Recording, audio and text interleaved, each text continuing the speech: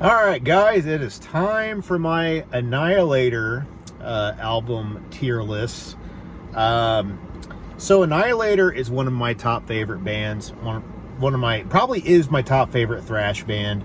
And, you know, I know there's a lot of good choices out there. Why would Annihilator be my favorite? Well, I'll tell you this. I love Jeff Waters' guitar work. It's amazing. I mean, he's basically like Dave Mustaine in like Chris Poland and all, or Marty Friedman all in one bundle, in my opinion. Now, there's stylistic differences, sure, but I think that Jeff Waters alone can handle the whole thing himself. You know what I mean? And I just think that's impressive. Not only that, but he's a fantastic studio engineer. I mean, he's got a lot of great productions, a little bit of experimental things here and there that might not go the way I want, but still, he's amazing. And another thing, the one thing that seems to that probably hurts them for other people is the very thing that keeps them interesting for me. Their discography, sure, there's ups and downs. There's moments I love, there's moments I don't like as much. But when it comes right down to it, every Annihilator album has something about it that I like. There's something I can enjoy about every Annihilator album. Even if it's my least favorite one, there's something about it that I like to some degree. So that's impressive. And they've gone through a lot of different styles. I mean, sure, we'd all like Alice in Hell and Neverland over and over, but I'm kind of glad that's not what they did, because we wouldn't have had King of the Kill, we wouldn't have had Refresh the Demon, we wouldn't have had I don't know. There's just a lot of good stuff in the catalog that I'm glad we have. So let's start out. Alice in Hell, their debut, and what a debut it is. I mean, sure, on one hand, it's not the very most memorable Annihilator album there is, but except for the title track, Alice in Hell, I mean, there's really no other song on the rest of the album that really sounds like that. And of course it starts off with Crystal Land, goes into Alice in Hell, and then the rest of the album's like a completely different album. It's mainly just really kind of technical thrash. I love it though. I can just sit and listen to his mesmerizing riffs all day on this album. I freaking love it. You know, I mean, it's still got a lot of other classics on it too. I mean, Human Insecticide, I love Legia, I love Welcome to Your Death, Wicked Mystic, Burns Like a Buzzsaw Blade. I love the whole thing, really. So I'm going to have to put Alice in Hell as Kings of the Kill. Neverland, their second album. Personally, a long time ago, I would have said Alice in Hell was the best Annihilator album. But now, as I've gotten older, Neverland, in my opinion, could be the best Annihilator album. So it's basically got everything that Alice in Hell had, only I think better. You know, the songs were more memorable, like throughout the whole album. There's not like one big epic and then the rest of the songs are just there. No, every song on here has got something about it that makes it memorable. Of course, it starts off with the Fun Palace, one of the best Annihilator songs, very cool. And of course, we got a vocalist change. Randy Rampage, rest in peace, was on Alice in Hell. Now we got Coburn Farr, who before this sung for Omen of all bands. But he sounds pretty cool on here. I don't know. You got the Fun Palace, Phantasmagoria. Let's see here. What's the other song? Imperiled Eyes is one of my favorite. One of the most technical songs I think Annihilator's ever done. It's just so cool. But this is definitely Kings of the Kill. All right, their third album. Now we're already trying to sell out. However, I will say that for a sellout album, this is quite good. I mean, there's some moments on here that's pretty heavy, but there's some moments that's like, you know, you can definitely tell it's a little more ballady, but even the ballady stuff's good on here. Like, I can't always say that with other bands, but I can say that here. But so we got even another vocalist change. Now we got Aaron Randall. I like his voice, although so what are the highlights here? I mean, the song Set the World on Fire is a great little song. It's slower, it's simpler, but it's really good. You know,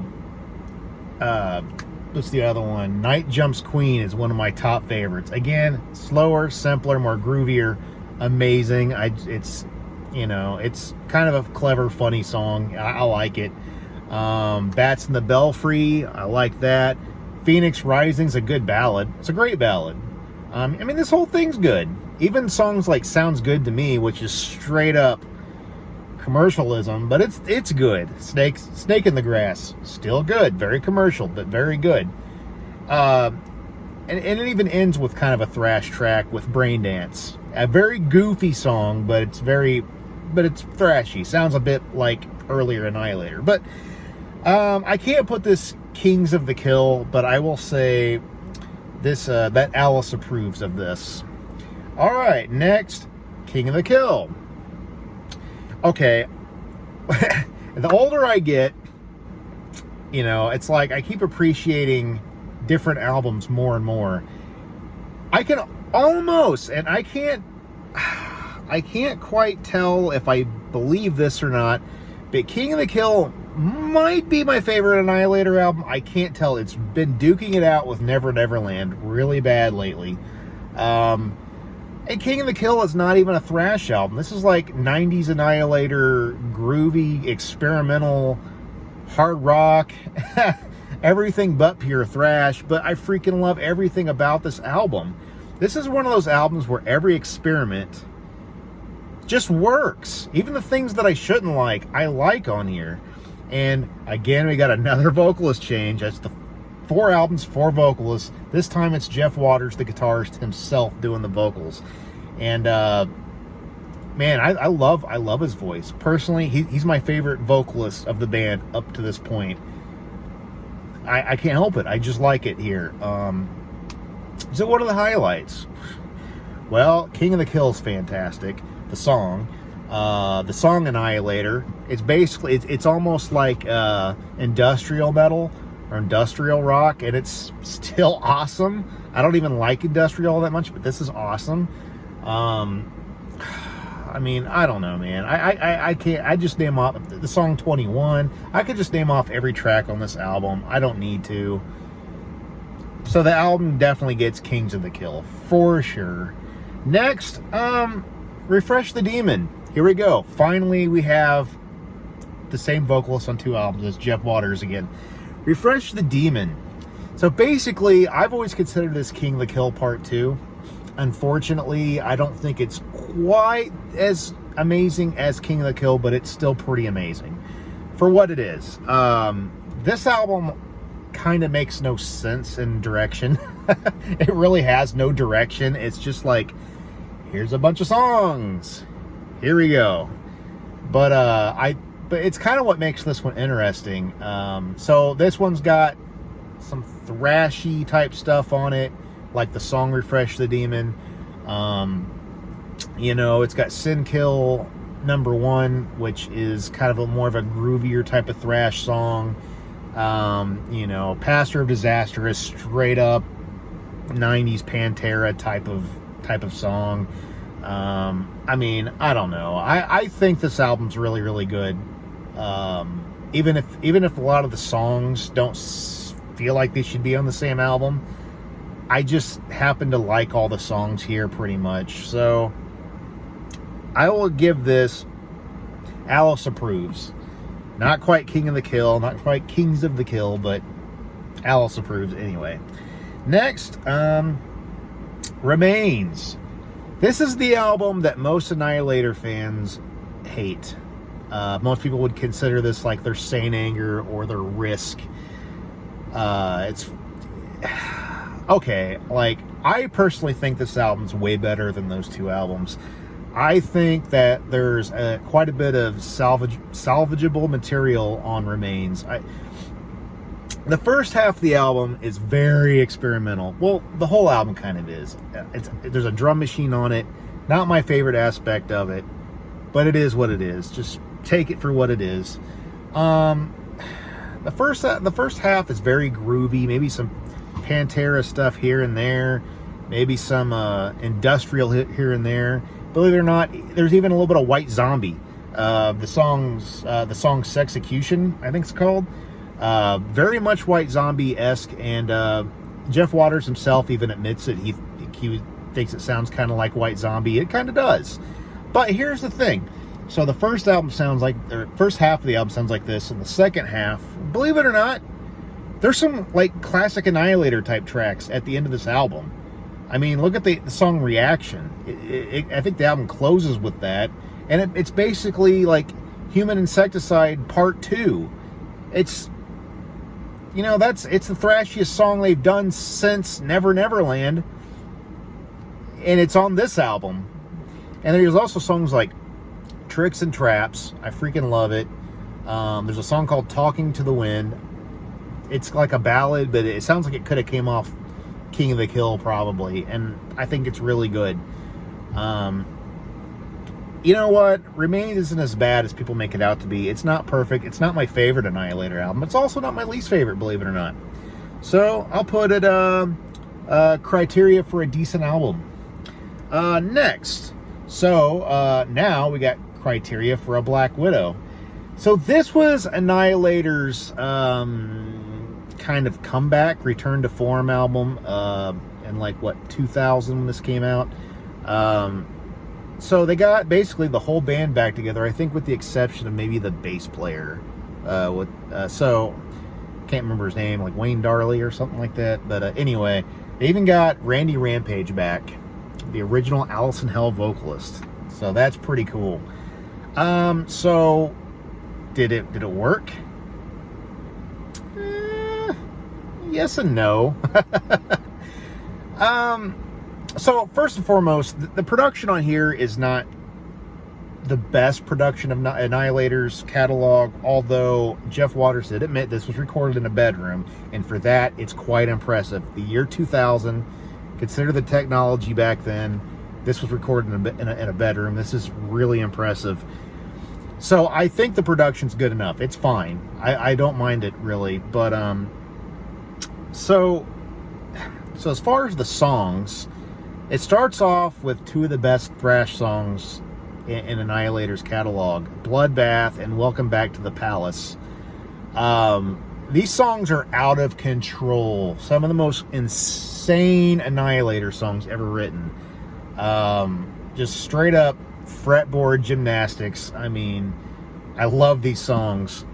And then we go into like some weird choices for stuff. We go into like a song called Punctured, which I don't know, it's like kind of goes into like a modern sort of rock song, sort of. I don't know, like it's okay, I don't mind it. Then the title track, Criteria for a Black Widow, is, sorry Jeff, I just don't like this one very much. It's mainly the verses. The middle of the song's okay, but those verses, man, I don't get it.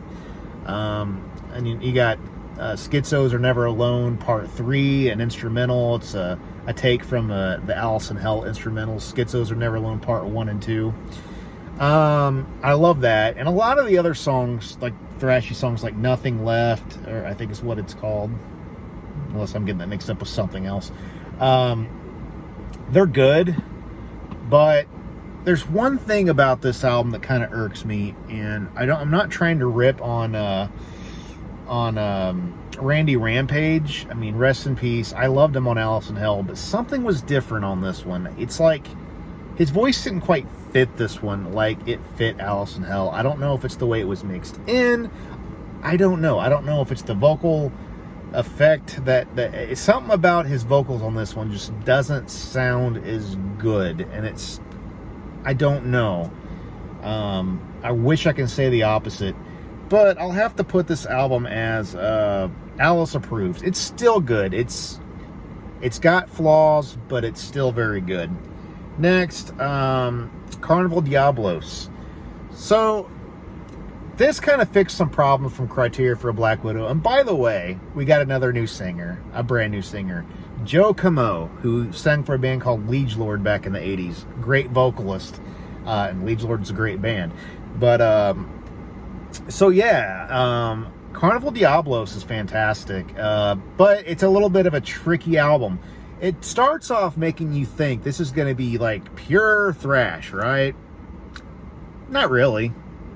So the first 3 songs make you think that, and then it kind of goes into some rock, even some hard rock, just even like traditional metal type stuff. Like, I don't understand the direction of this album. Kind of lacks direction, in my opinion.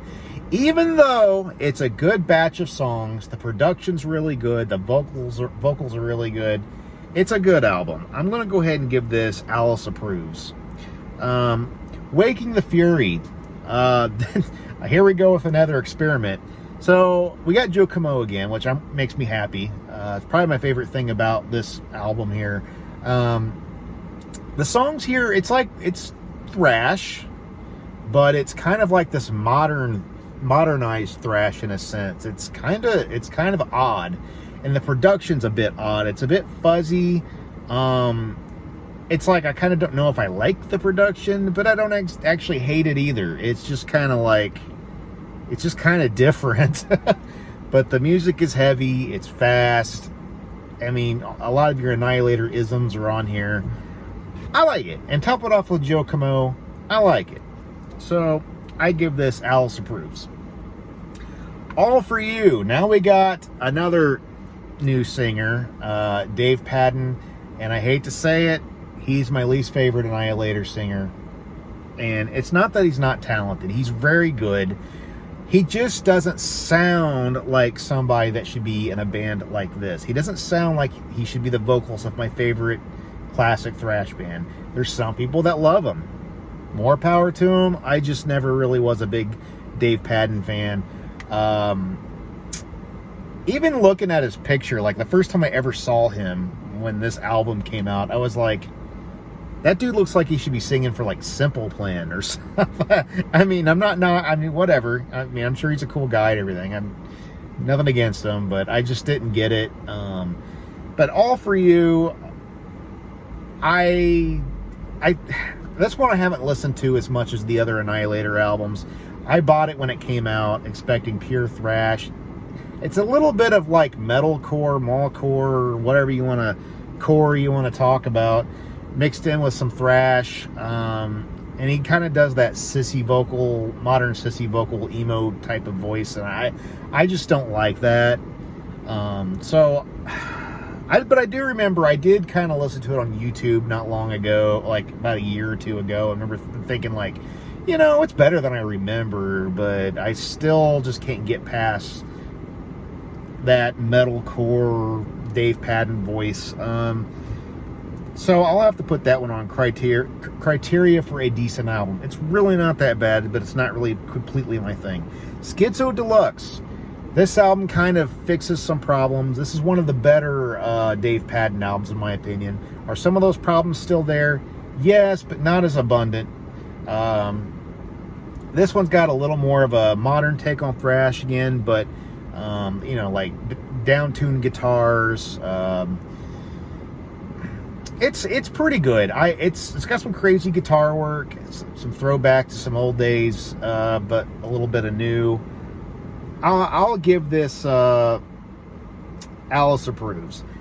Next, this personally is my least favorite Annihilator album, and again, sorry Jeff, it's nothing against you. I still think there's good moments about it, but it's personally for me, this is not one that connects with me as much.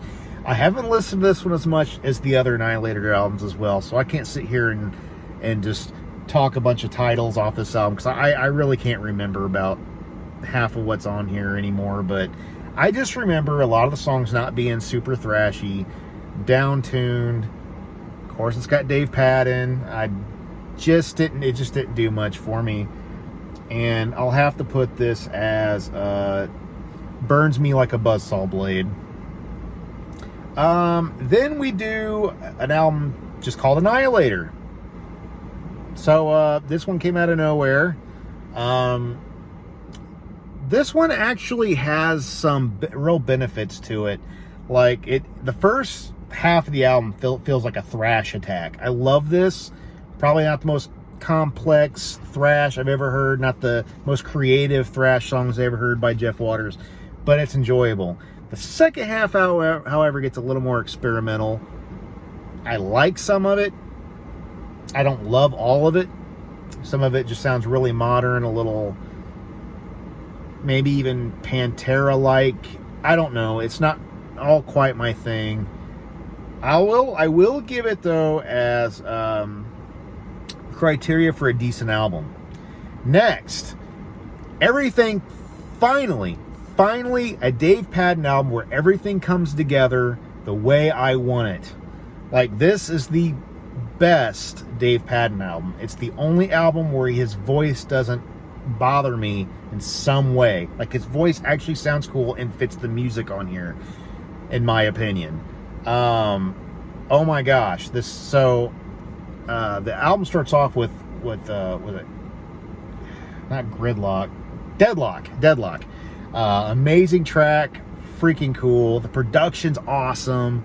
I kind of forget some of the titles on here, but the whole thing is pretty good. The ballad I don't like so much, just mainly because of his voice. He does kind of sound a little wimpy on that, but aside from that, this album has some crazy thrash, a little bit of experimental, like a little bit of a funk type of sound to one song. But it all works. Like, this whole album works, minus the ballad. This album's definitely Kings of the Kill. I love this one. Finally. And just when I finally get a Dave Padden album I like, he leaves the band, and Jeff Waters comes back on vocals, which I was really excited about. However, his first album back on vocals, Suicide Society, this album was good, but it played it a bit safe, and it kind of hurts it a little bit. Like, there's really nothing about this album that's extraordinary. It's just good.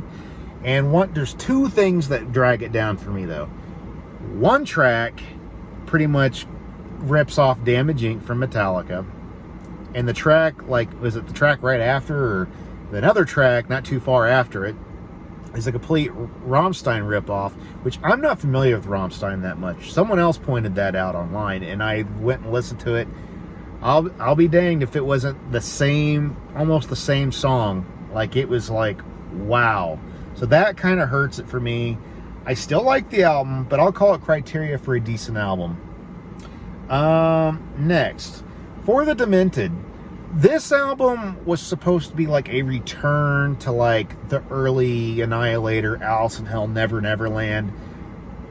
It kinda, but not really. I mean, it kind of started off with the crazy song like Twisted Lobotomy. Kind of cool. Kind of really a crazy song, but... And then you've got other songs that are good. I feel like the songs on this album are good. They just don't surpass anything. They're just good. Like, nothing super exciting goes on this album. And then there's one song about cannibalism or whatever, that a guy eating his girlfriend or whatever. It's disgusting. I completely skip that track every time. But yeah, it's a good album. I'll give it criteria for a decent album. Ballistic, Sadistic. Wow, this is what I was waiting for a long time. This album is a thrash album from beginning to end. Yes, I said that. This is a pure classic thrash album. It's probably their thrashiest album. Yes, thrashier than Alice in Hell and Neverland combined. It's that thrashy. And although I wouldn't say this album is the best thrash album I've ever heard, like, I can find thrash albums I like better, but it's the fact that this is just Jeff Waters being Jeff Waters for a whole album. You know what I mean? It's just him at his maximum, going crazy on the guitar for the whole album. And that's what makes this so cool. The only song on here I'm not big on is Lip Service, and it's not because the song itself is bad. It's because it's basically Night Jumps Queen. like an alternate rewrite of Night Jumps Queen, in my opinion. Other than that, this thing's great. The production's it's not bad, but it's not great. It's kind of this in-between. Modern, sounds like it's compressed too hard. Like, there's no dynamics. But other than that, I freaking love this album, and I will give this Kings of the Kill based on that. finally, the last thing that I've not checked out, I don't even think I have much of an interest. So they did like a re-recording, I guess, of this album Metal. Why? I don't know. Like, my least favorite Annihilator album, and they do a comeback with it, and I guess it's got like Stu Block on it and stuff. Like, I didn't even really like Stu Block that much in Iced Earth, and I don't think I'd like him any better here. It's just not he's just kind of got that modern metal voice, kind of like Dave Padden had that modern metal voice. I'm just not in my classic thrash. No thanks. I mean, nothing against these people. Not my thing. But anyway, that's Annihilator, my favorite thrash band. I love the roller coaster ride of their albums. They're still putting out stuff better than the Big Four, in my opinion. I don't know. So I've always liked them. But anyway, thanks for watching this. Till next time.